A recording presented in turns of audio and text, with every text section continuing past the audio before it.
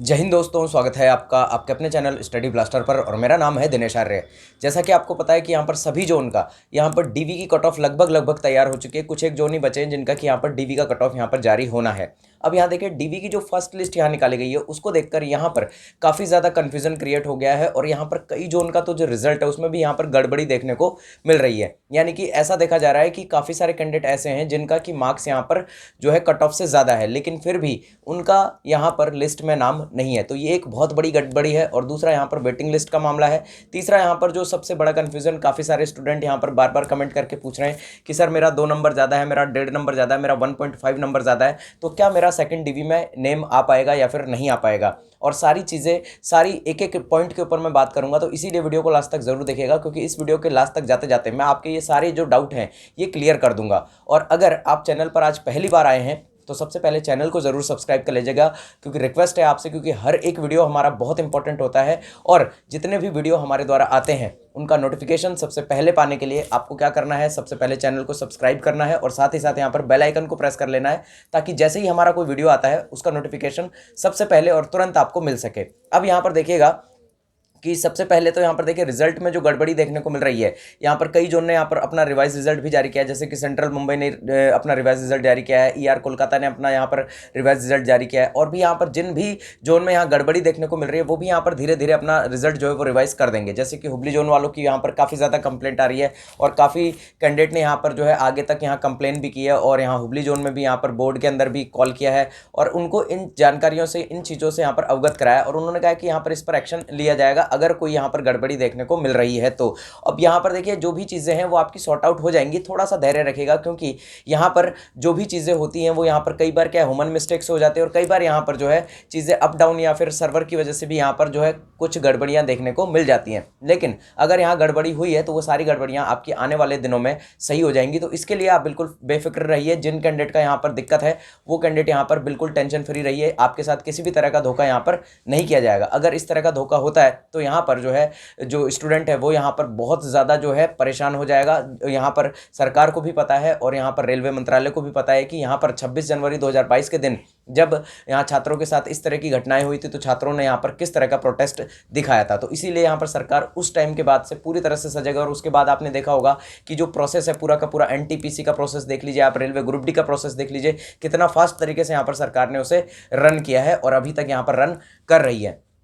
ये तो हो गया आपका पहला जो चीज़ था कि यहाँ पर रिवाइज रिजल्ट यहाँ पर किस तरह से क्या रहेगा और जो गड़बड़ी देखने को मिल रही है उसमें यहाँ पर क्या चीज़ें हो सकती हैं। अब दूसरा जो पॉइंट आता है वेटिंग लिस्ट का मामला। तो देखिए वेटिंग लिस्ट का मामला जो है इसको यहाँ पर बहुत अच्छे से हमें रखना होगा और यहाँ पर 20 तारीख को जो यहाँ ट्विटर कैंपेन चलाया जाना है उसके अंदर यहाँ पर एएलपी की वैकेंसी को यहाँ टारगेट किया जाएगा कि यहाँ पर जो रेलवे में बची हुई भर्तियाँ हैं उनको जल्द से जल्द यहाँ पर निकाला जाए। यहाँ पर मेन मुद्दा तो एएलपी के लिए है। एएलपी टेक्नीशियन का जो नोटिस है वो सबसे पहले यहाँ पर निकाला जाए, फिर उसके बाद यहाँ पर आपका आरपीएफ भी बचा हुआ है। टीटी की वैकेंसी यहाँ पर आपने ब्लॉक करके रखी हुई है, पिछले 10 साल से आपने अभी तक टीटी की वैकेंसी नहीं लिया है और 2018 के बाद यहाँ पर एएलपी टेक्नीशियन आपने नहीं लिए हैं और 2019 के बाद आपने ग्रुप डी भी नहीं लिया है। एनटीपीसी भी यहाँ पर 2019 में ही लास्ट निकाला है और वो भी अभी तक पूरा नहीं हो पाया। तो ये सारी वैकेंसीज के ऊपर कि रेलवे आखिर वैकेंसीज क्यों नहीं दे रहा है। बाकी डिपार्टमेंट यहाँ वैकेंसी दे रहे हैं, आपके प्रॉपर टाइम पर बैंक वैकेंसी निकाल रहा है, प्रॉपर टाइम पर एसएससी वैकेंसी निकाल रहा है, एफसीआई वैकेंसी निकाल रहा है, बाकी की स्टेट गवर्नमेंट वैकेंसी निकाल रही है, लेकिन यहाँ रेलवे में वैकेंसीज क्यों नहीं दी जा रही हैं। जबकि आरटीआई के थ्रू क्लियरली पता चला है कि यहाँ पर रेलवे में यहाँ पर लगभग 3 लाख पद यहाँ पर खाली हैं, जिनमें से अब मान लेते हैं कि 1,40,000 पे यहाँ काम चल रहा है, वो अभी प्रोसेस में है। आपका एनटीपीसी और रेलवे ग्रुप डी को देखें तो यहाँ पर लगभग 1,40,000 पे और मिनिस्टरियल आइसोलेटेड की कैटेगरी देखें तो लगभग 1,40,000 के आसपास की पोस्ट यहाँ हो जाती है जिन पर काम चल रहा है और हमें भी दिख रहा है कि काम चल रहा है। और ये जो काम है आप खुद कह रहे हैं कि यहाँ पर मार्च के एंडिंग या फिर अप्रैल तक आपका काम जो है पूरा करा लिया जाएगा, यानी कि रेलवे ग्रुप डी की पूरी प्रोसेस यहाँ पर अप्रैल तक करा ली जाएगी और साथ ही साथ यहाँ पर एनटीपीसी की प्रोसेस भी यहाँ पर मार्च से अप्रैल के बीच यहाँ पर करा ली जाएगी। तब आप ये दोनों प्रोसेस मार्च अप्रैल के बीच पूरी करा लेंगे तो आपको नई वैकेंसीज देने में कहाँ दिक्कत है। यानी कि यहाँ पर देखिए एक चीज़ क्लियर हो जाती है कि आपकी जो नई वैकेंसीज हैं वो आपकी मार्च या अप्रैल के बाद यहाँ पर आपको देखने को श्योर है 100% की आपको देखने को मिलेंगी।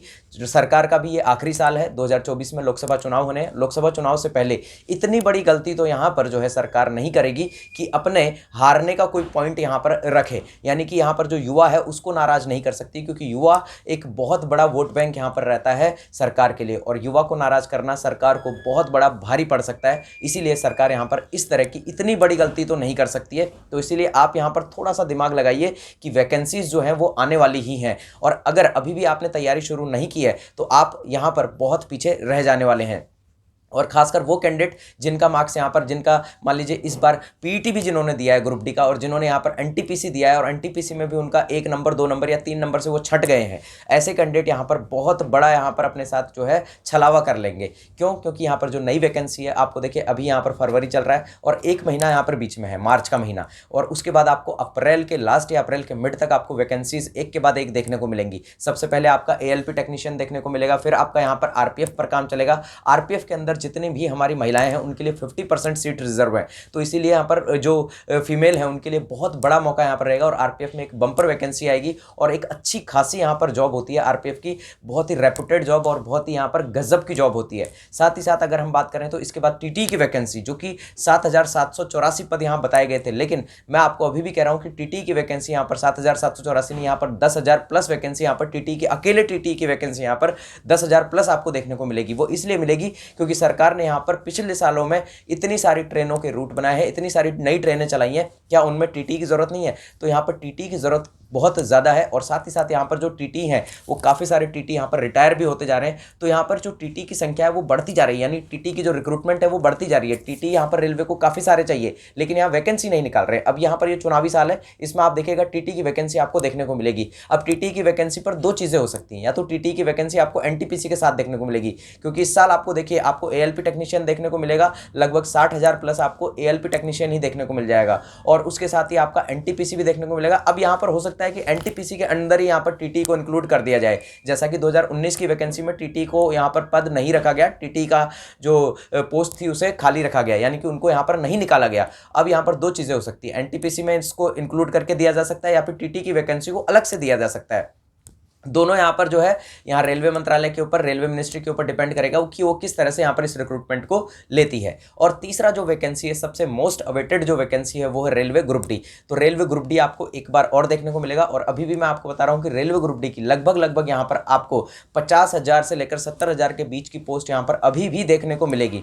अब कई सारे कैंडिडेट के मन में ये कन्फ्यूजन है कि सर यहाँ पर इस बार जो रेलवे ग्रुप डी की वैकेंसी आएगी, रेलवे ने खुद नोटिस निकाल के ये बताया है कि यहाँ पर जो पूरी की पूरी वैकेंसी इस बार आईटीआई होल्डर के लिए ही रहेगी। तो ऐसा नहीं है, काफ़ी सारी पोस्ट है, मैंने आपको पहले भी वीडियो बनाकर ये क्लियरली बताया था कि काफ़ी सारी ऐसी पोस्ट है रेलवे के अंदर जिसमें कि आईटीआई की ज़रूरत ही नहीं है। अब यहाँ पर आप गैंगमैन देखिए, गैंगमैन यहाँ पर क्या करेगा? आईटीआई लेकर क्या करेगा? वो उसे क्या चाहिए यहाँ पर आईटीआई में?